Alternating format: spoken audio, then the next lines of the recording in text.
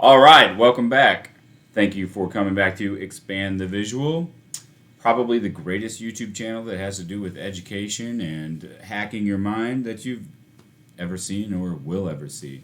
And I'm Jordan Taylor, author of How to Wash Your Brain, Rote Learning Secrets for Homeschool, High School, and Beyond. A great book that's helped tons of people.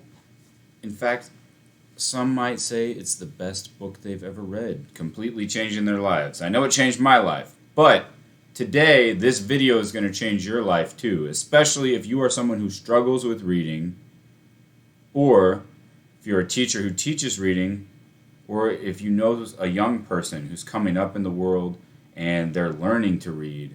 This is going to help you out a lot. All right, so this is a series that talks about edugenic harm, where educators try to come in and do a good job and help students, but in the end, they end up making everything worse. This happens all the time, unfortunately, in our education system. But here, we're here today for the real cure. So we're going to talk about reading. All right, I'm an English teacher. I have taught 7th and 8th grade. I'm also a voracious reader and a writer. So I think a lot about this topic. But there's something specific. Also both my kids, I taught them how to read before they ever went to preschool or elementary school or anything like that. So I have that in my background as well. And as I taught them, we had a mix of memorization and learning how to sound out words. Well, some reading programs that have been sold to schools try to get rid of the sounding out of words, which is known as phonics. Okay, if you're about my age, you would know that there used to be commercials on TV saying "Hooked on Phonics worked for me," and all these kids with these big smiles, knowing that now they had trouble with reading, but Hooked on Phonics came in and solved all that. Well, it's really because there are, I'll just give you the simple version, kind of two schools of thought. One, you have these pieces of words called phonemes. They're the different letter combinations that make all the specific sounds of the English language or whatever language you're learning to read in. And these phonemes, you have to practice them and learn their specific sounds and how they're written on the page. And then when you see a new word that you've never seen before, it's just made of all those different phonemes. So you can sound it out by saying the sounds that those make. And then you'll realize, oh, that's actually a word I've heard in real life. I just never saw it written on the page, and then boom, instantly now you're able to read it once you kind of go through that longer process of sounding it out. So phonics on one hand. On the other hand, there's kind of an umbrella called whole language, which has been discredited, but within that there's a very pernicious component. It's teaching kids sight words. Now you could go down to a local education supply store or a bookstore or just a store like a dollar store that sells educational stuff for kids like coloring books, things like that. And no doubt you're going to find packets like a pack of playing cards, except instead of playing cards inside, you will see a flashcard that just has one word on one side, a different word on the other side. They're not correlated. It's just a big packet of a bunch of words.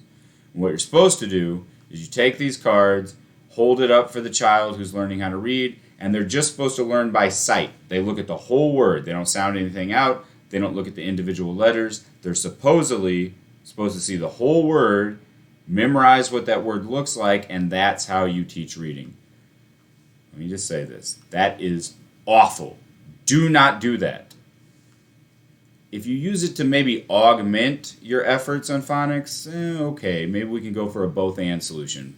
But in general, I would just say it's easier to stay away from this whole sight word nonsense in the first place. And I'll tell you why. So let's start with the tale of me coming into one of my first elementary schools as an adult. And there was a child who was running all over the hall, just acting crazy, and the teacher had kind of given up. She came out and threw her hands down. I was like, just be in the hall then. And in the hall, they had a little station with books on it, and I just said, I looked at this little girl who was running around, and then she collapsed on the floor against the wall, and I just sat down next to her, and I grabbed one of the books. And I said, hey, since you're not doing anything, you want to read a book to me? And I convinced her to start trying to read this book. But as she started to read, she goes, I'm not good at reading. So she's already in elementary school. I mean, teeny tiny little girl is forming an identity of not being a good reader. Well, I tried to find out why. And as she started reading, it hit me like a bolt of lightning right away. This kid has been taught sight words and not phonics, and you can tell. I'll show you how I could tell. And this will illustrate the problem with sight words. So,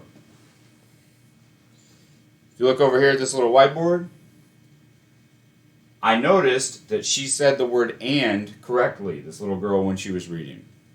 But when she got to the word end, she said and with an A. Why is that happening? Let me explain. In sight words, what you're really learning is not the individual letters, you're learning more the shape of the word. If you look at and in,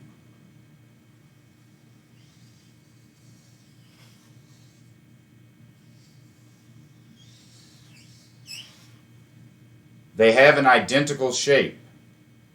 So in sight words, one of the things that you do is you're drilling to see how fast you can go to, and that creates this undue sense of urgency when you're reading. So when she's trying to read as fast as she can, she sees this shape and she says and, because that's the more common of the two words that she sees all the time. I slowed her down and just said, hold on, what does the letter E sound like?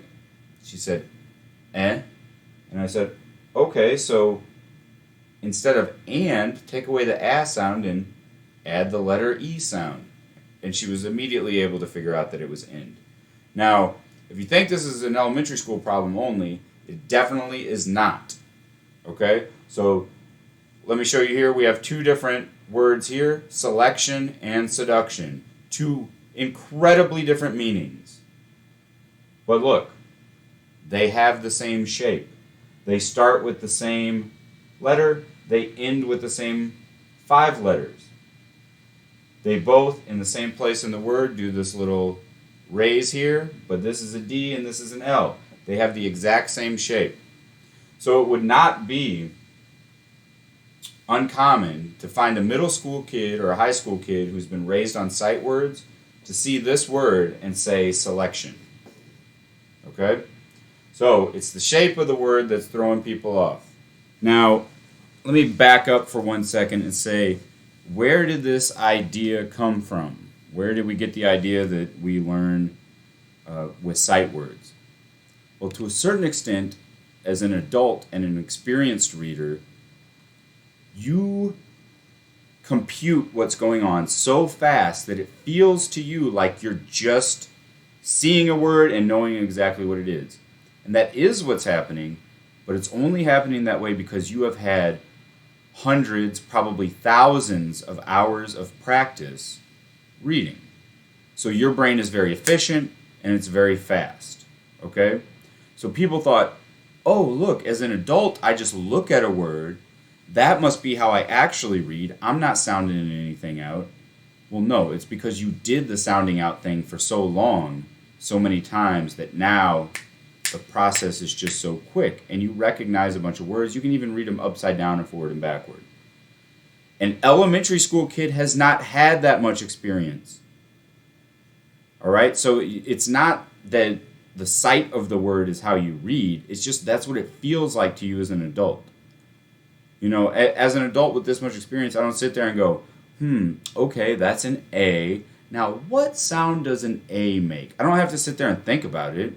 I know because I sang the ABCs a whole hell of a bunch of times and had all those little toys that said A is for apple, A says ah. I know what sound it makes, all right? It automatically comes to my mind. But a little kid who's just learning the alphabet for the first time, it doesn't automatically come. They need that repetition, that practice. All right, so you feel like you read sight words, but the reason you read sight words is because you practiced your phonics so often and then reinforced it with so much reading, okay? So, moving forward, what does this look like when someone has a problem?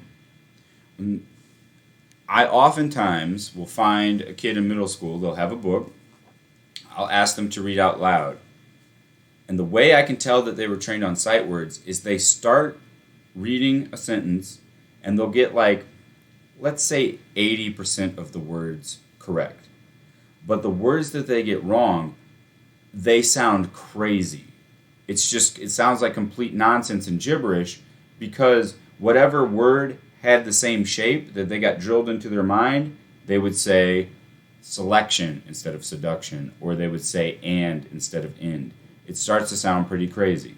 Now, some of you at home, hopefully this is reaching you and you go, oh yes, this is what my kid sounds like, or maybe it's what you experience when you read, okay? If that's the case, I have an easy and quick way to fix it that I know works for a fact because I have used it on many, many students. In fact, 2 students this year who thought they were terrible at reading, I fixed them in about 10 minutes each. So, here are the 3 things I told them to do. I said, look, you're not dumb, you're not a bad reader, you were just trained wrong by teachers in the past. We're going to fix it right now. Here's the first thing I want you to do. In the Navy, when I was in the Navy, we had a motto. We said, you need to slow down to speed up.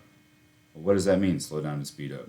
Well, it means if you take a little bit of extra care and go a little bit slower, you won't make mistakes, and then overall you will have sped up.